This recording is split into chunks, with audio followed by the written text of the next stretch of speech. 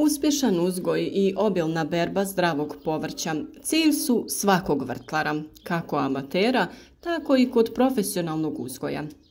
Sa željom za uspjehom javlja se i želja da se uzgoj odradi na prirodan način, bez štetnih sredstava za zaštitu i prihranu. Od davnina se zaštita biljaka od sjemena pa do ostalih faza uzgoja radi sa ovim malim ljubičastim mrvicama.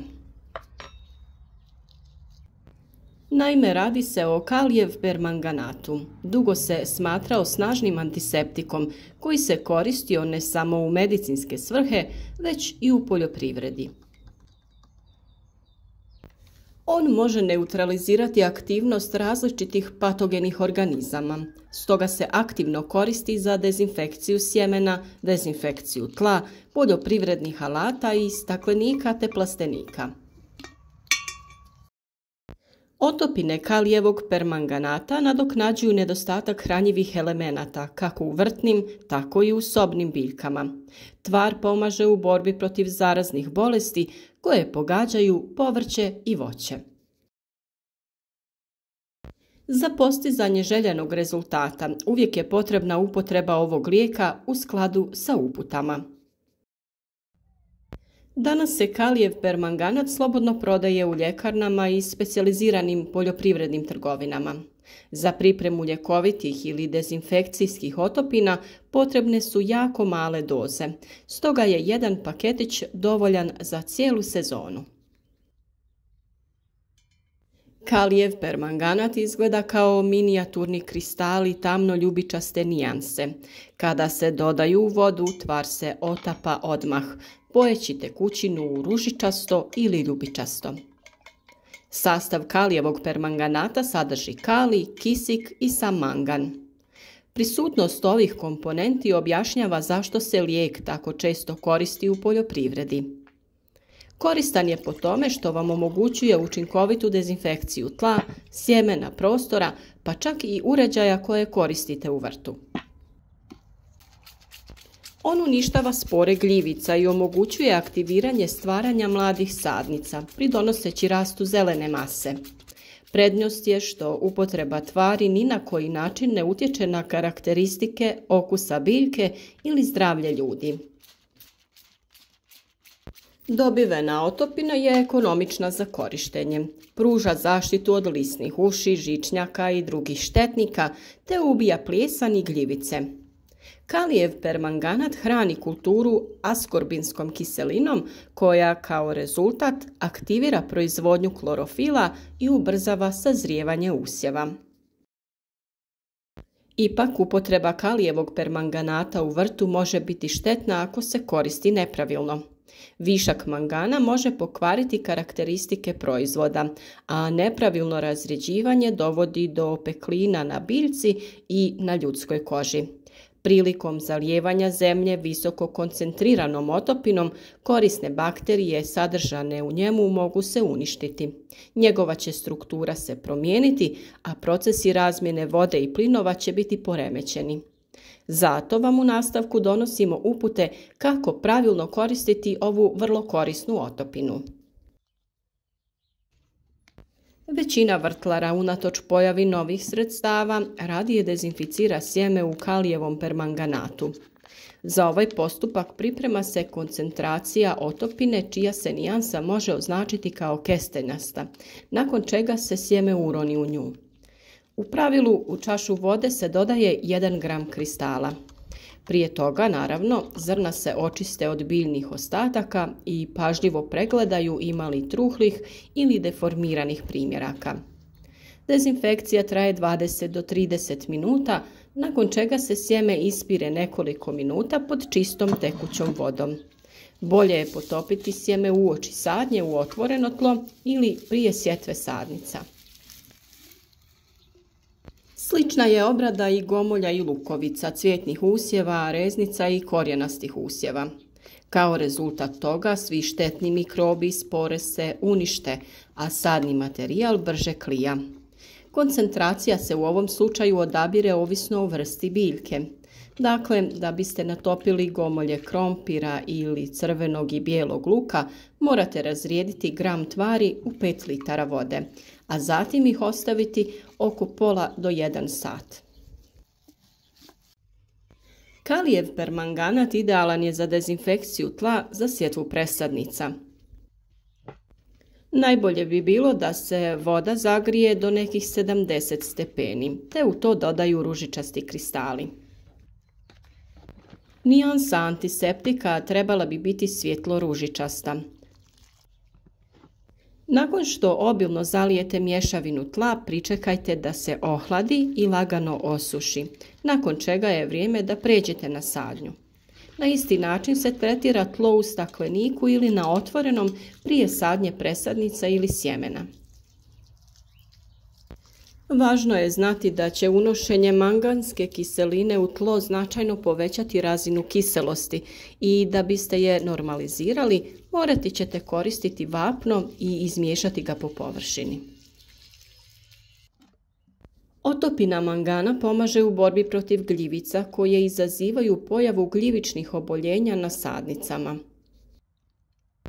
Dok su sadnice kod kuće, mogu se zalijevati 1 do 2 puta pripravkom slabe koncentracije koji se odlikuje blijedo ružičastom bojom. Da biste ga pripremili, 3 do 5 grama kristala se razredi u 10 litara vode. Zalijevanje treba provoditi strogo u korijenu. Solonacea usjevi poput paradajza i krompira često pate od plamenjače. Za prevenciju ove bolesti također se koristi otopina na bazi kalijevog permanganata. Da biste ga pripremili, potrebno je razrijediti 10 litara blago ružičaste tekućine.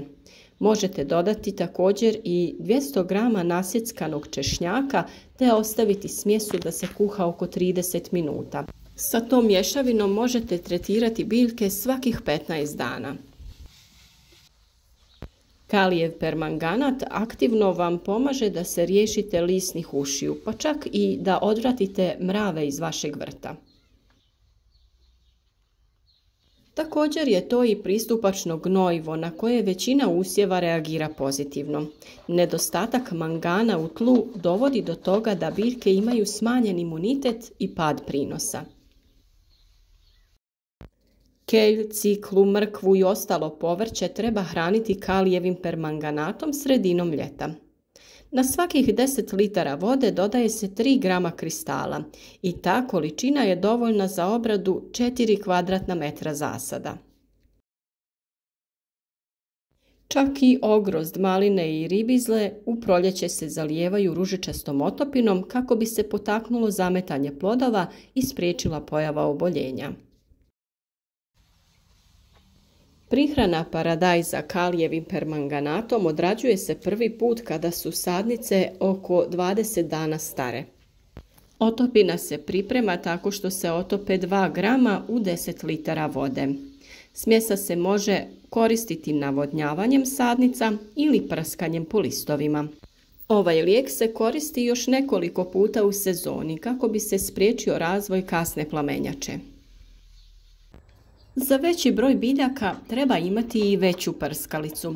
Mi smo za naš vrt nabavili prskalicu marke Stihl, koja je jako funkcionalna i praktična.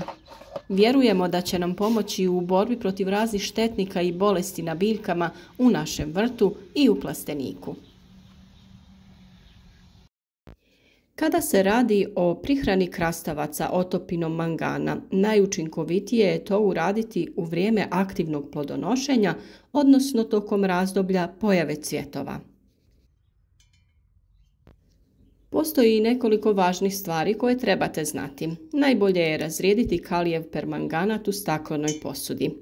Kristale također treba čuvati u staklenoj posudi sa dobro zatvorenim poklopcem. Gotovu otopinu ne smijete ostaviti na toplom ili pod sunčevim zrakama. Radite u gumenim rukavicama kako bi zaštitili kožu, a također je potrebno pažljivo pratiti da tvar ne dospije na sluznicu. Važno je i navodnjavanje i prskanje obavljati u večernjim satima kada sunčeve zrake ne padaju više na lišće, što znači da onda nema opasnosti od opeklina. Tekućina se raspršuje ne samo na samu biljku, već djelomično i na tlo između redova. Na kraju sezone razumno je svu radnu opremu obraditi i dezinficirati kalijevim permanganatom poput rukavica, gumenih čizmi, lopata, grablji i drugih alata. Škare, noževe i ostale predmete koji se koriste za rezidbu dezinficirajte prije svake upotrebe. Za pripremu ove otopine jedna mala čajna žličica razredi se u litri vode. U kasnu jesen, nakon što ste sve biljke iznijeli van iz vaših plastenika i staklenika, iznesite i sve alate i sve što ste unutra imali, te odradite dezinfekciju kalij permanganatom. To treba učiniti sa visoko koncentriranom tekućinom, za čiju pripremu se 3 žličice razrede u 10 litara vode. Svi metalni dijelovi mogu se jednostavno oprati kalijevim permanganatom, a drveni elementi se po mogućnosti namaču u njemu nekoliko sati, a zatim se prirodno osuše na suncu. Nakon završetka obrade staklenika, preporučuje se otvoriti sve prozore i vrata u njemu i ostaviti ga ovakvog nekoliko dana. Prije sadnje presadnica trebate oprati posude koje su prethodno korištene u prijašnjim sezonama za istu namjenu. Posude od plastike dovoljno je isprati ili prebrisati ovom otopinom, a drvene kutije također trebate određeno vrijeme natopiti. Ukoliko niste sigurni koju količinu kalij permanganata dodati u vodu, najbolje se je voditi bojom otopine. Za zalijevanje i prskanje biljaka ova otopina treba biti jako blijede roze boje. Za dezinfekciju zemljišta, pogotovo na otvorenom, boja može biti blago tamnija zato što vani padaju kiše, zalijeva se i ispira tlo. A jako tamna otopina koristi se isključivo za dezinfekciju alata i unutrašnjosti plastenika. Nadamo se da vam je ovaj video bio koristan i da ćete i dalje kroz ovu sezonu biti uz nas, slijediti naše savjete i osigurati sebi obilje zdravog povrća pa i zdravih plodova. Naš rad podržite sa lajkom, podijelite video sa prijateljima kako bi i drugi imali koristi od naših savjeta.